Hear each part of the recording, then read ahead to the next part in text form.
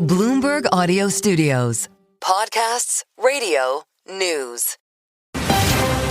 You're listening to the Bloomberg Balance of Power podcast. Catch us live weekdays at noon and 5 p.m. Eastern on Apple CarPlay and Android Auto with the Bloomberg Business app. Listen on demand wherever you get your podcasts or watch us live on YouTube.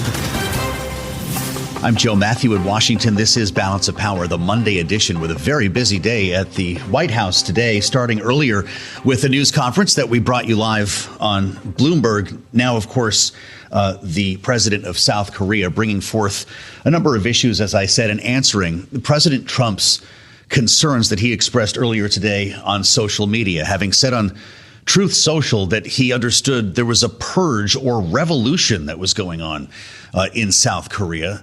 He brought this to the president in front of that room full of reporters. And President Lee said through a translator that it has not been long since Korea overcame political turmoil following a coup by the former president. He says there's an investigation by a special prosecutor appointed by the assembly, and says that prosecutor is not under his control. He talked about U.S. bases, having heard reports of roundups at U.S. bases saying that there was no search and seizure on American bases, but they did look into the chain of command to try to learn more about this. The president had said he heard about a lot of bad things. I don't know if it's true or not. I'll be finding out, having suggested at the end of this conversation that I'm sure it is a misunderstanding. We can at least check that box. There's a lot more that could come from this meeting. That was just the conversation with reporters. They're going to have a working lunch now that could zero in on trade, as President Trump spoke to his positive relationship with not only Kim Jong-un, but President Xi. Kind of an interesting bit of color against this meeting today and the potential for a working relationship with Japan. I want to go to the White House now. Bloomberg's Tyler Kendall is on the North Lawn, having listened to that full conversation, engaging here on behalf of Bloomberg. Tyler, this is an important visit for this president. What else did we learn?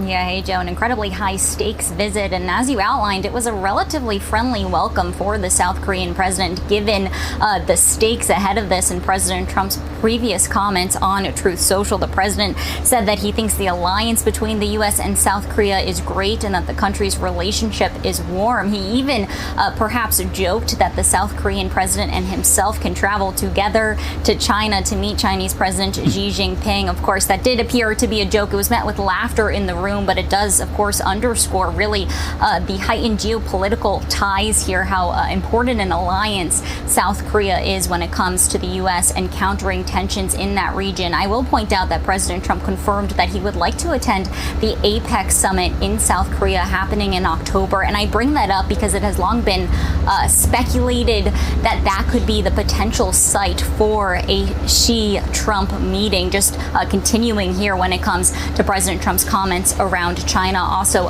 threatening heightened tariffs against Beijing if they do not release more of the magnets that we know have been holding up the negotiation. So that gave us a little bit of an insight into how those trade talks with Beijing are going. But of course, they're going to be focused on trade when it comes to South Korea as well, because as you well know, Joe, South Korea had secured that more preferential tariff rate of 15% on South Korean exports. But ultimately, we are still waiting on some of these key details on what that trade framework is going to look like. One of the big open questions here are additional details on that $350 billion investment pledge. You did hear both leaders really highlight this idea that a large chunk of that is going to go towards shipbuilding. It's our understanding about $150 billion worth of investment will go towards that in the United States. But other details, including how that fund's going to be structured, there seems to be some discrepancies between the two trading partners, with South Korea, for example, saying that this is going to be more around loan guarantees instead of direct capital investment, as just one example there. Just lastly, Joe, I'll leave you with something that you also mentioned at the top, which are ties with North Korea. Bloomberg News had reported earlier today that a top official to the South Korean president was planning to ask President Trump to reopen dialogue with North Korea, something, as you well heard, President Trump seemed open to saying himself that he has plans to meet with the North Korean leader Kim Jong-un in appropriate time. So much to talk about here, Tyler. That was quite a session. The president also was asked about Ukraine and whether Vladimir Putin would make good on what seemed to be a promise to meet with President Zelensky during the Alaska summit. We have since heard from Sergei Lavrov that there is no plan at the moment for that meeting to occur. And President Trump said there could be big consequences if they do not meet. Do we have any sense of what he meant by that?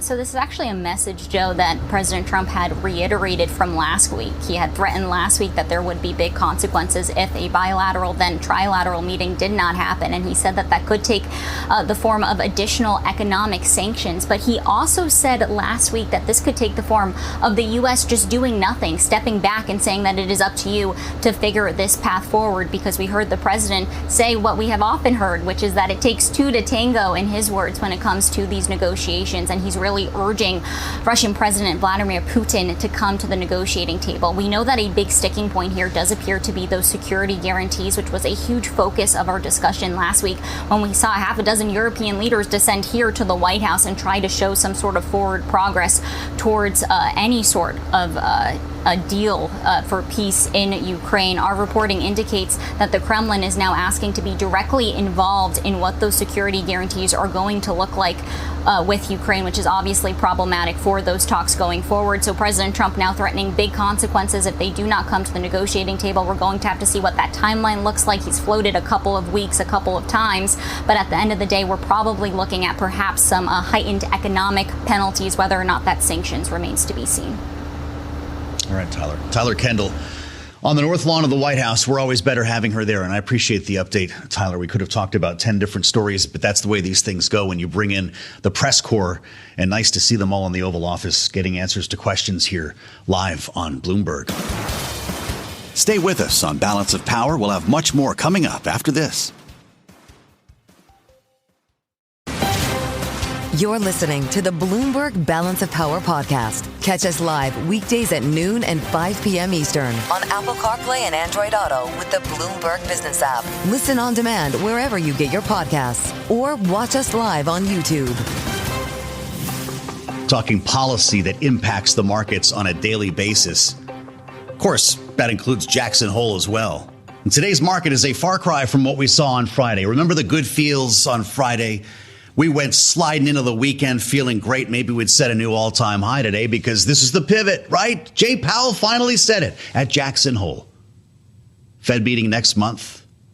Dow's up hundreds of points. Unless you talk to the smart people at Bloomberg Economics, once again, the market may have this a little bit off. Bloomberg Economics disagrees with the reaction that we saw on Friday. And maybe that speaks to the action that we're seeing today. To Jay Powell's speech, believing his comments, in fact, masked an underlying hawkish signal. And as you get ready for a whole bunch of interest rate cuts next month, listen to Jay Powell from Friday. Here he is. The stability of the unemployment rate and other labor market measures allows us to proceed carefully as we consider changes to our policy stance. Nonetheless, with policy in restrictive territory, the baseline outlook and the shifting balance of risks may warrant adjusting our policy stance. Now, my man Stuart Paul was part of a 5-name byline on this analysis. And I'll tell you what, if you listen to this program, you've seen it happen before. Bloomberg Economics is most often correct. Stuart is with us right now from World Headquarters in New York. Were you feeling this in the moment on Friday, Stuart, saying, what the heck is the market doing, rallying like we haven't seen in months? Well, a lot of what was happening on Friday was short covering. Remember, the major data points that we had coming into Jackson Hole, in particular the week before, were CPI and PPI, which pointed to core inflation running at a pace of about 0.3%, the sort of thing that keeps the Fed uneasy. Now, of course, I heard the same thing that everybody else heard with Jay Powell saying that the balance of risk is shifting. But one thing that we can keep in mind, there are really two things we could keep in mind from Jackson Hole. One, all of the other Fed speakers that we heard from were far more tentative and far more cautious in their tone.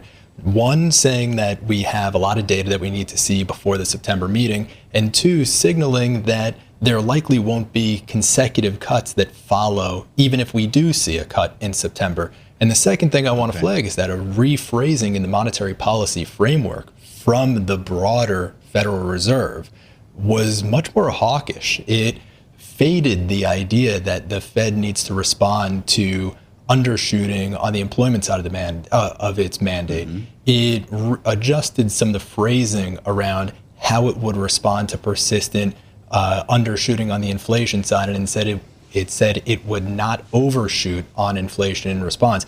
It was generally a more hawkish skew to the monetary policy framework. So even if we do see a cut in September, I don't expect that we're going to see consecutive cuts after that.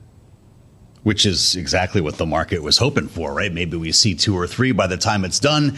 And all I kept hearing by the end of last week, Stuart, was we're going to have a housing market rebound. That's going to be the next leg in our economic growth story. Without those cuts, can that happen?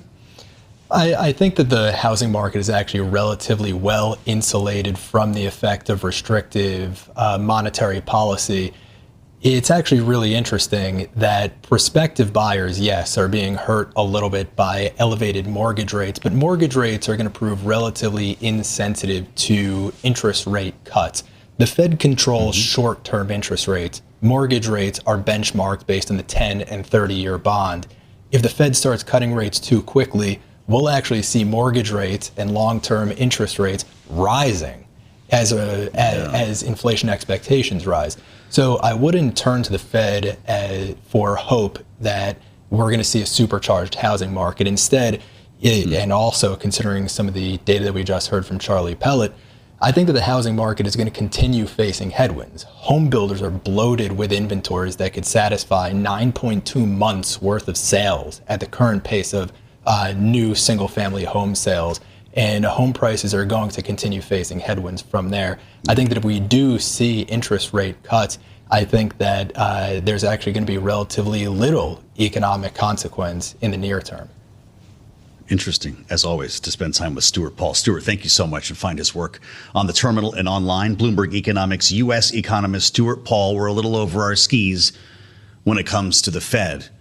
I want to mention, by the way, the president of South Korea is just now arriving at the White House. He'll be walking into the West Wing in the next couple of moments with President Trump, and their bilateral meeting will take place in the Oval a couple of minutes after that once they get reporters assembled and back in there. There's a live view for you on YouTube of the entrance to the West Wing, where we've got the flag set up, just waiting for the president and for the motorcade to arrive. The color guard is set up in the driveway as we speak, with the idea of potential trade talks or the finalizing of a deal in the works here. But after what the president wrote on social media, it's kind of difficult to tell where exactly we're going, suggesting a purge or revolution is somehow underway right now in South Korea. This is something that they will be talking about, and we will be bringing those remarks to you live from the Oval Office. This is one that could get a little chippy, maybe not Zelensky level, but we'll find out together, as we always do live here on Balance of Power. Dr. Christopher Smart, I'm guessing, was rattled last evening when the Marine Corps helicopters took off from Boston Common. It was the Marine Corps birthday up there. If you're with us on 92.9 in Boston, maybe you heard this as well. Christopher Smart from our Growth Group, managing partner, founder, former special assistant to the president at the National Economic Council in the Obama administration. I'm guessing the rafters were shaken there, Doctor. They had all the hardware on Boston Common. Kind of a strange look for the downtown area, is it not? It was strange indeed. Walking the dog on the Common yesterday morning, it was surrounded by very large pieces of the Marines' best aerial equipment. And as you say, the takeoff was quite rattling as they returned to their base. Maybe not as disruptive or disappointing as the Red Sox final appearance in Yankee Stadium in this 4-game series, but that's another topic altogether. Way to bring it home for Tom Keene. Well, we've got, military equipment on the streets of Washington for a whole different reason. Doctor, I want to ask you about the Federal Reserve to start off here. Jay Powell sure made people feel pretty good on Friday. The markets were in rally mode. We're talking interest rate cuts. They finally made the turn. Bloomberg Economics sees it differently. How about you? No, I think Bloomberg Economics, once again, probably has it right. I think markets, of course, always tend to overreact to Jackson Hole because it follows, I think, what I've called in the past the Jackson Hole news hole. There's been very little guidance from the Fed leading up to those meetings. And so the chairman's speech becomes all that much more important and that much more carefully dissected, particularly in this moment with not just very important economic cross currents, but obviously the pressure from the White House on Jay Powell himself, on some of his Fed colleagues. There's just a lot of noise in the background. The one thing I would say is, it's pretty easy to do one cut or maybe even two cuts between now and the end of the year. It's next year, to my mind, that becomes much more complicated. As Jay Powell said in his speech, the risks to inflation, right now inflation is cooling, but the risks are still to the upside. Meanwhile, on the job market, the risks are to an even weaker picture there. So if you sort of fast forward to January 2026, it becomes a much more difficult set of cross currents that the Fed's going to need to balance. And then you add on top of that the change in personnel, maybe continuing pressure from the White House. And I think the markets are going to have to absorb a whole lot of different a whole lot of different signals to balance.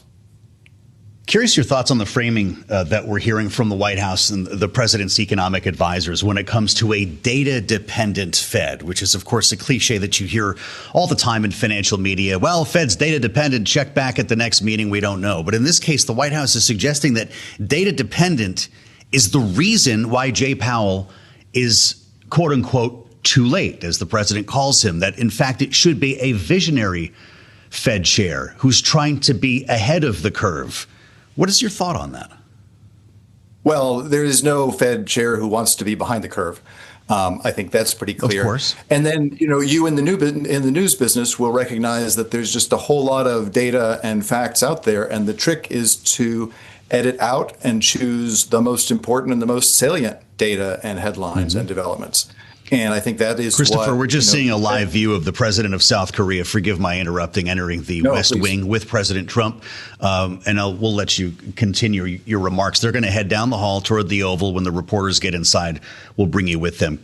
Christopher, continue your thoughts, because I thought the point of the Fed was to be data dependent. Well, indeed. And it's really just a question of deciding which data is the most important, are the most important data streams to follow. I think, if you are looking at it, if there had been no political pressure on the Fed over the past summer and the past recent months for Jay Powell to retire, for the Fed to get on with cutting rates, I think we'd be looking at the markets and saying, look, the data shows inflation's weakening a little bit, maybe not too much, but you could grant yourself one or two cuts now between now and the end of the year, given what you're seeing in the jobs market. I think there's very little case to be made at all for 100 basis points or 150 basis points, or the numbers that the president and his advisors are talking about. So that, I think, is what makes the picture so much more complicated for markets to absorb, let alone for Jay Powell and the FOMC. I want to ask you about Intel, Christopher, your thoughts on this, as this Republican administration is being called socialist for taking a 10% stake in Intel. And I want to be careful with this. Obviously, this is a different scenario than General Motors in the Great Recession. It's a different scenario than Solyndra, which we keep hearing about. But in this case, is it conservative? Is it capitalist for this government to be taking a stake in Intel? By the way, knowing how much money we've already given them for this fab in Ohio. The White House sees this as a matter of fairness, I think. Well, this is a really hard one to interpret. I think it is, if you imagined Joe Biden or Barack Obama making this move, they would be roasted alive, I think, by traditional Republican opponents. This is obviously not a traditional Republican administration. If you look at it on the merits, I come from a school where government intervention, government involvement in some of these large companies is not necessarily a plus. Maybe we're in a world where, in particular for chips, Intel has been a struggling company for many years. It's possible that the government's commitment helps both reinforce our supply chains and bolsters others to invest in Intel. But I think it's an open question as to whether or not we can, this on its own will put Intel back on its feet to become a global player in the semiconductor business. President just said when a question was shouted at him from the reporter in the driveway of the White House as the president of South Korea entered the West Wing, we're going to have a good meeting. Which may dispel some concerns about what was going to take place here. But does that include taking stake in a Korean technology company? Well, who knows at this stage, and I guess we'll find out in the minutes ahead and the hour ahead. I just feel bad for President Lee's advisors who are trying to brief him. By all accounts, he has been working very hard to prepare for this meeting, for this moment, including taking time rehearsing during his vacation last week. And to have had this curveball thrown at them from the president's announcement earlier this afternoon, or earlier this morning, I think that was probably not on anybody's bingo card in the Korean delegation. No, I bet it wasn't. As Christopher refers to the post on Truth Social, and he was asked about this in the Oval earlier today, all caps, what is going on in South Korea? Seems like a purge or revolution. We can't have that and do business there, he writes. I am seeing the new president today at the White House. Thank you for your attention to this matter. You got 3 exclamation points on that one, and it's very unclear exactly what he means by this. But we have quite a bit of leverage in this conversation, Doctor, whether it's China, right, whether it's the presence of American troops on the peninsula. Donald Trump could make some news here in a minute. Well, I'm sure he will make news. I think there is a lot going on in Korea right now. For anybody studying history of the region, it is remarkable. President Lee is just coming from a bilateral meeting in Tokyo. The relationship between Korea and Japan has historically been fraught, of course. It's been a high priority for all U.S. administrations to try and reconnect those two countries as we, together with the United States, try and create a strategy to balance China's growing military power. There's a trade deal going on, as you mentioned earlier, with your colleagues, where Korea has committed to invest, I think it's $350 billion in the U.S., including in shipbuilding. In return for that, they were able to match auto tariffs that the Japanese government was able to secure at 15%. So on paper, at least, it looks like a very good deal for Korea in the context of what other countries have been getting. And then, of course, there's the North Korean wild card, where President Lee has been trying to, or hopes to, make progress warming the relationship with the North. President Trump, as you recall, had a very high-stakes summit with President Kim in his first term that led nowhere. Unclear whether President Trump will want to re-engage with President Kim, given what's going on in the Putin-Russia front. But as I say, there are a lot of different, very important, very high stakes questions to be resolved. And this last minute tweet on the part of the president kind of adds a whole new dimension that I'm not sure probably was designed to maybe throw the Korean delegation off balance a little bit as he tries to secure what he wants to secure from this meeting. Something we've seen before. Great to talk to Dr. Christopher Smart, as always. Doc, thank you so much. Enjoy Boston. This is the sweet spot. This is the best time of year. You're listening to the Bloomberg Balance of Power podcast. Catch us live weekdays at noon and 5 p.m. Eastern on Apple CarPlay and Android Auto with the Bloomberg Business app. You can also listen live on Amazon Alexa from our flagship New York station. Just say, Alexa, play Bloomberg 1130. As we consider the potency of the sandwich guy, I wonder what Charles Dunn is doing right now on this Monday in August, having lost his job a couple of weeks ago. Well, it was just about a week ago, after he threw a sandwich at a federal officer here in Washington, D.C. Maybe you heard about this. Maybe you actually saw it when it happened. This guy running through the streets. Looked like maybe he'd had a little fun that evening. He got face to face with a federal officer and started screaming at him to get out of the city after he threw a Subway sandwich at the officer. A CBP agent who was patrolling Metro Transit Police alongside Metro Police in Northwest D.C. about a week ago. Sandwich guy was arrested. Sandwich guy also lost his job at the Department of Justice, and Sandwich guy has become an icon. Are you seeing this on YouTube? They're showing up at protests with Subway sandwiches, holding them in the air. And look at the murals there in D.C. This is part of what you see when you walk around here now, not just uniformed federal officers and National Guard troops, but there, the sandwich guy in a Banksy-style mural in Adams Morgan. They're showing up all over the place. And if you want to go Google it now, you can buy any number of T-shirts featuring sandwich guy or just the sandwich. Free D.C. whistles are going out, and the murals are making their way around. This is big for Etsy, right? They sell all the impromptu T-shirts. Producer James not with us today. He's out trying to get some Sandwich Guy t-shirts. He'll be back tomorrow. But it brings us to the matter at hand, and that is, of course, the deployment of federal law enforcement and, yes, National Guard troops on the streets of American cities. The federal city is one thing. The president has a certain amount of leeway here when dealing with the home rule law as it exists in Washington, D.C. Other cities in actual states become a bit more complicated. And we're looking at you, Illinois, because the president says that Chicago is likely next. This is what he said a short time ago. I made the statement that next should be Chicago because, as you all know, Chicago is a killing field right now. And they don't acknowledge it. And they say, we don't need him. Freedom, freedom. He's a dictator. He's a dictator. A lot of people are saying maybe we like a dictator. I don't like a dictator. I'm not a dictator. I'm a man with great common sense. I think we should really let them have their city, let their city go to hell, and when they come and beg us to help. The only problem is we want to save it for the people, because the people want us there. Add Baltimore, as he mentioned on social media yesterday, got Wes Moore all worked up about it. He said New York is probably on the list as well, and they may just go back to L.A. It's really interesting, though, when you consider Sandwich Guy and you start thinking about the types of crime that are being fought on the streets of a place like D.C. Devlin Barrett at the New York Times spent a day over at the federal courthouse, not very far from where I'm sitting here, to see what kind of cases are coming in. Who are they arresting? What did they do wrong other than throwing salami sandwiches? It was salami, we understand.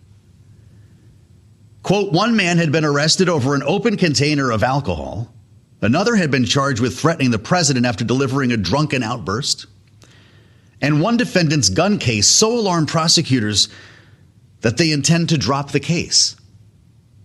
We also know that the White House is sending out video crews to get footage of the troops and the federal police cracking down and making arrests. Because, of course, a lot of this is about optics and deterrence, if you ask the administration. And that's where we start today with our political panel. Rick Davis is back, Bloomberg Politics contributor, Republican strategist, and partner at Stone Court Capital, alongside Roger Fisk, former special advisor to President Barack Obama. And yes, by that I mean Democratic strategist. Gentlemen, it's great to see you both. Welcome back to Bloomberg. Here we go again. Rick, I don't know your thoughts on Sandwich Guy here, but at what point could the president be over his skis on this? He's right. A lot of people support this. This is playing well in terms of polling, at least outside of Washington, D.C. People like to see the crackdown, including some people who do live here. But if this includes Chicago, New York, and other cities, when does the blowback come? Yeah, it's kind of hard to tell what kind of blowback would come. But I would say, just for the record, it is disrespectful to society at large and to the police and law enforcement to do things like throw sandwiches at them. We can't be for that, right? That can't be a symbol of liberation. We rue the day that we start to lose respect for law enforcement, regardless of who the president is and regardless of what orders they've been given. These are good people who serve their communities, and they put their life on the line when they show up for work every morning. So, to me, that's a no-brainer. We should not glorify Sandwich Man. Two, this is an amazingly difficult issue, I think, for Democrats to grapple with, because there are severe limitations to their appeal to voters if you look at it politically on the issues of law and order.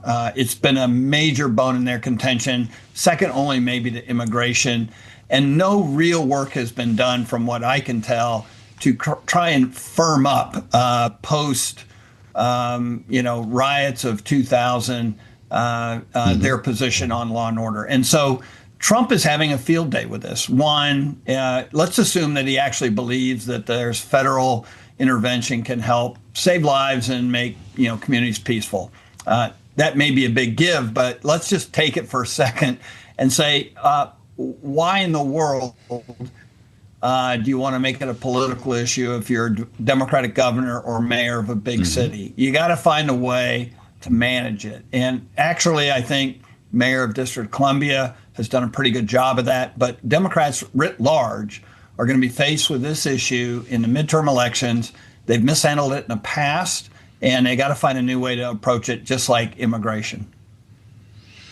Roger, you've lived in this city for some time, and I believe you still do. When you hear Wes Moore says, get Baltimore out of your mouth, how do you think Democrats are handling this? Well, first, I want to associate myself entirely with Rick's point. No one should be throwing anything at law enforcement officers or celebrating anyone that does, because it doesn't take much imagination to think if a projectile is coming at you, it has to be treated obviously worst case scenario. So I completely agree with Rick on that.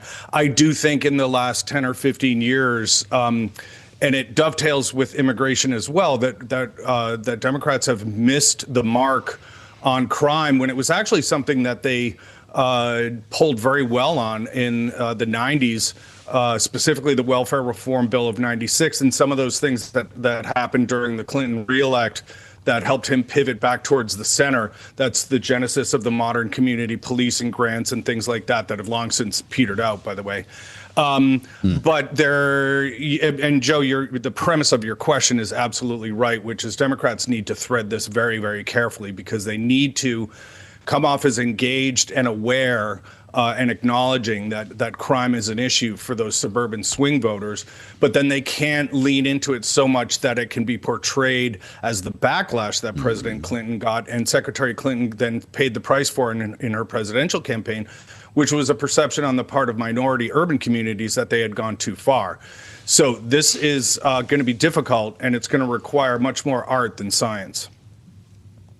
Rick, the big headline in the last 24 hours has been the addition of weapons here in Washington, D.C. National Guard members are now carrying weapons, and detentions, quote, may occur leading to arrests.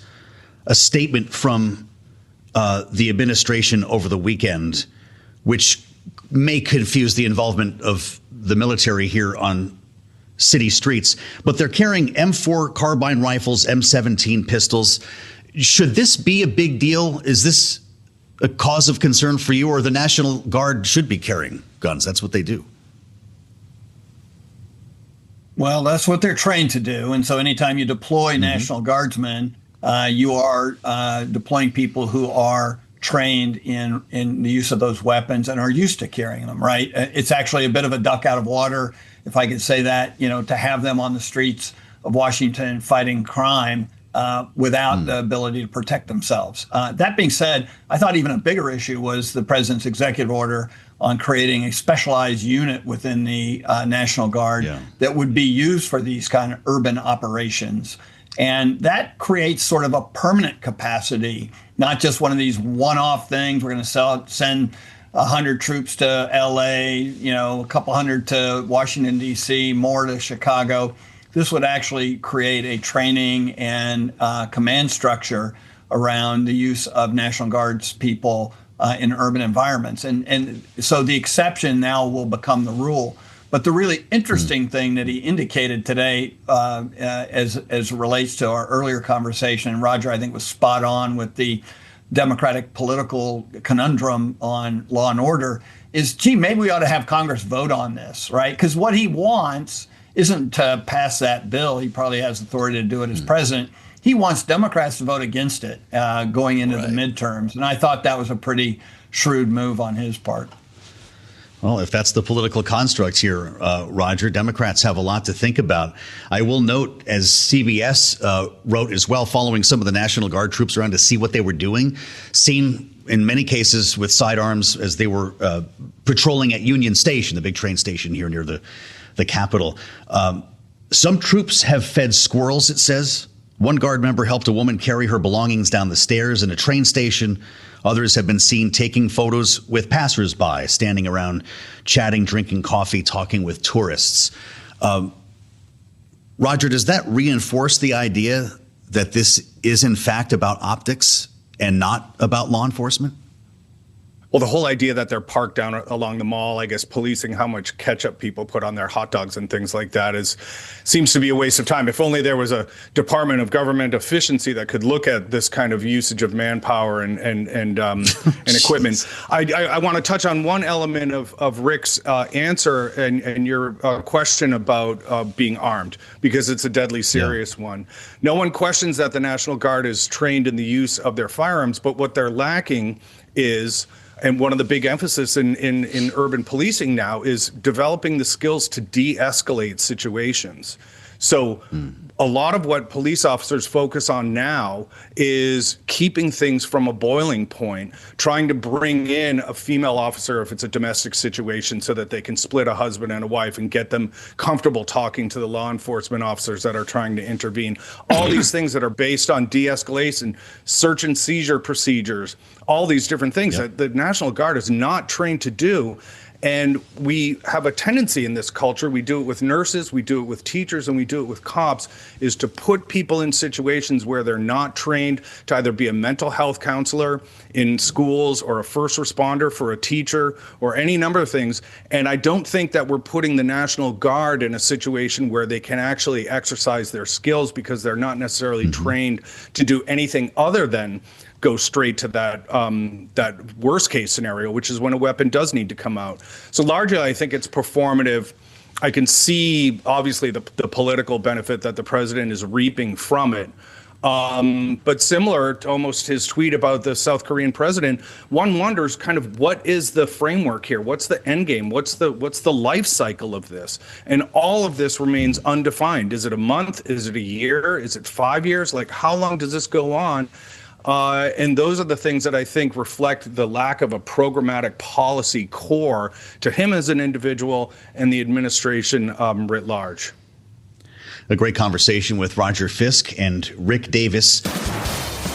Stay with us on Balance of Power. We'll have much more coming up after this. You're listening to the Bloomberg Balance of Power podcast. Catch us live weekdays at noon and 5 p.m. Eastern on Apple CarPlay and Android Auto with the Bloomberg Business app. You can also listen live on Amazon Alexa from our flagship New York station. Just say, Alexa, play Bloomberg 1130.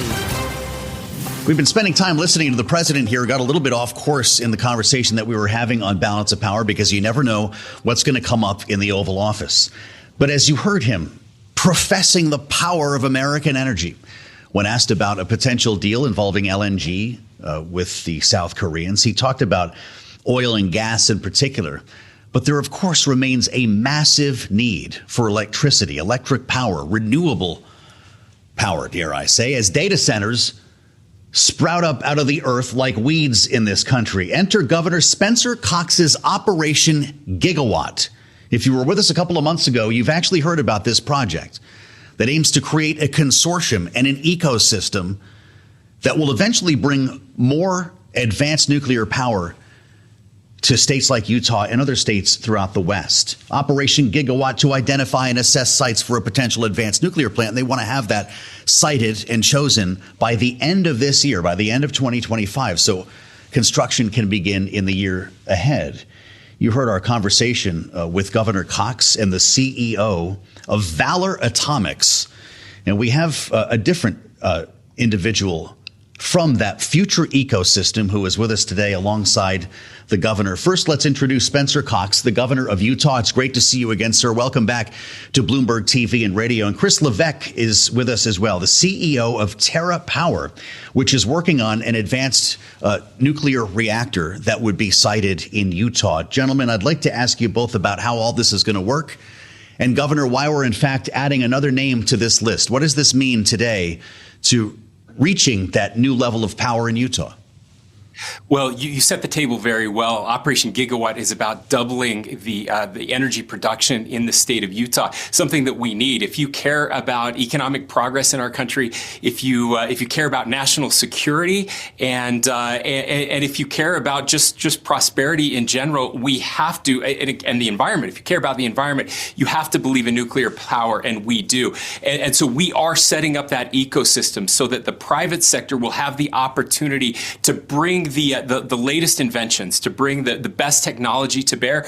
And TerraPower is one of those technologies they're building right now. And the only construction nuclear capabilities happening in our country is happening with TerraPower. We're so excited to partner with Chris and his team.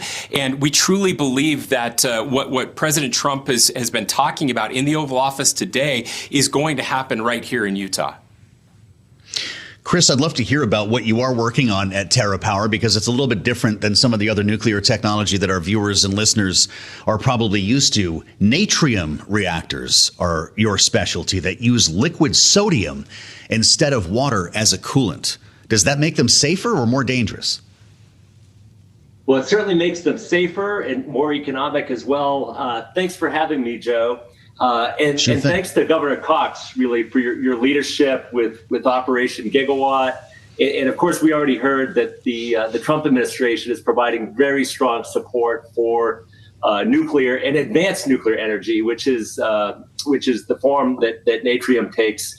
I've spent my whole career in nuclear energy, beginning in the Navy, and this is an industry that the U.S. created decades ago. It provides 20% of our electricity. But the fact is, the U.S. had fallen behind in the last few years. China and Russia have many more new builds than us. And with leadership from folks like Governor Cox, we're now prioritizing advanced nuclear energy.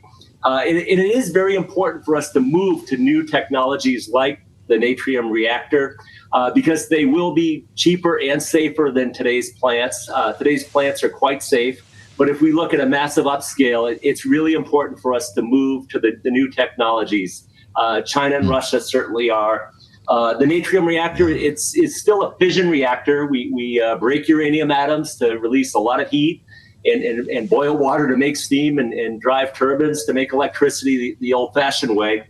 But by cooling the reactor with liquid sodium, it allows us to have a low-pressure plant, which is going to be safer. It's going to require much less steel and concrete. Another really important feature of the reactor is that we have built-in energy storage. And this is going to be really important in the Mountain West, where you do have quite a bit of renewables that you have to balance out. And built-in storage allows us to boost the energy output of the Natrium reactor throughout the day as the wind and the sun come and go, which is a limitation of renewables. So Natrium's a great balance to that. We're so excited to announce with the state of Utah and with flagship companies today a memorandum of understanding to examine Utah sites for Natrium deployments. So we'll be looking at multiple sites in Utah for their potential to host a Natrium reactor. As Governor Cox mentioned, we're already in the state of Wyoming building our first reactor there. So we're very happy to be in the Mountain West. All right, Chris. Well, I mean, that's a heck of an elevator pitch. And Governor, we're talking about some pretty esoteric technology here, using gravity and thermal convection to enable passive cooling in this Natrium reactor. Last time you were on with us, Governor, you talked about a whole different approach to these small size microscale reactors. Do you understand? Are you becoming an expert on nuclear science, or are you just calling the smart guys to do the work?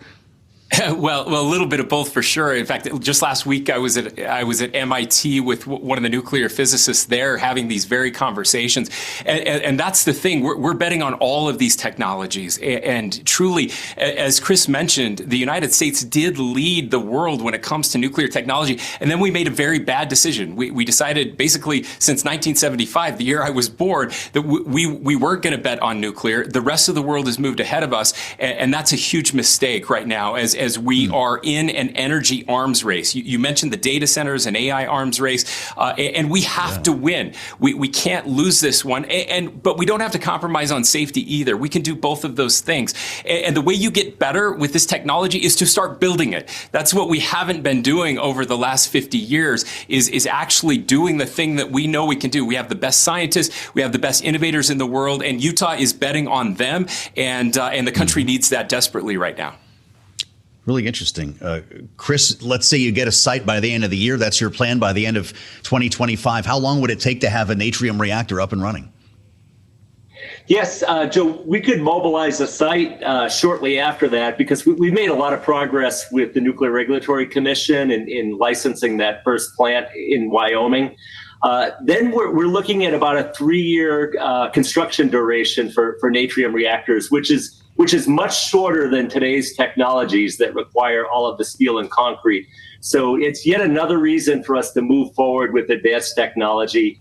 And I do want to point out we're not only supplying, AI and, important energy security demands in the U.S., but, with leadership of people like Governor Cox, we're also saying if we can prove out this technology here, we can then export the technology where, nations that are hungry for electricity are inevitably going to be shopping for nuclear, and we need to offer a U.S. technology in competition with Russia and China, who will be peddling nuclear energy around the world. Governor, there's a headline in Washington today that the EPA is pulling almost $62 million in solar grants from the state of Utah. Does that make your life more difficult when you're pursuing an all of the above strategy? Well, it definitely doesn't help. And look, we are an all of the above state. We do have an immense amount of sunshine here, and we want to take advantage of solar for sure, and solar with batteries. But I just don't think most people comprehend the amounts of power that are going to be needed, that are needed right now. Look, the entire state of Utah runs on about 4 gigawatts of electricity. We have one data center campus that would operate on 4 gigawatts of electricity. I mean, that's over 100 years worth of electricity production and development in the state of Utah. And they need that kind of power right now. So we need all of it. We need the solar. We need the coal that is still burning in Utah, the cleanest burning coal anywhere in the world. We need the natural gas. Unfortunately, we have a lot of that too. And we have to bet on nuclear. And so that's what we're doing. We can't do nuclear overnight. It is going to take a few years, but we can certainly increase that time, the production time, the development time, and then actually getting that product out to consumers. We've been short-sighted. There is an abundance of energy out there. We're the ones making decisions to hold that back. Those decisions are now changing in a bipartisan way, and I'm so happy to see it. I'm so happy to hear blue state governors that are talking about energy development again in ways that they haven't in the past. Let's not make these false choices. Let's work on the solar side. Let's work on the nuclear side, and let's get it done. Well, that's a really interesting answer. I guess these grants, $62 million worth, are a little more than a year old. This goes back to May of 24. Would you ask for these grants to be restored? And what does it mean for people paying their bills each month? Well, look, again, we'll look at those grants and what each one of those was for. I'm going through that review process right now. We do know that there was money that was granted that is going to be spent on things that aren't going to help in the long term. And if we can divert that money in a way that will get us a better product, that will get us more, that will, again, help to lower prices, that's all I care about right now. I think it's a mistake to get in these fights where we're denigrating one technology over the other. We should, again, be trying to lift all of these technologies because they do all play a role. And certainly solar is going to play a role in Utah. It is right now, and it will continue in the future. But it can't be the only role. We had one administration before that was trying to stop us from using the technologies that we have that exist now with coal and natural gas. That was a terrible mistake. I want to make sure we don't swing the pendulum too far and start tearing down other technologies that are going to help us well into the future. I hear you. Well, I don't know who you're going to show up with next, Governor, but I really appreciate the conversation. Spencer Cox, the Republican governor of Utah, Chris Levesque, president and CEO of a company called Terra Power. Check it out. These new reactors they're working on might help to answer some of the questions that we've been asking.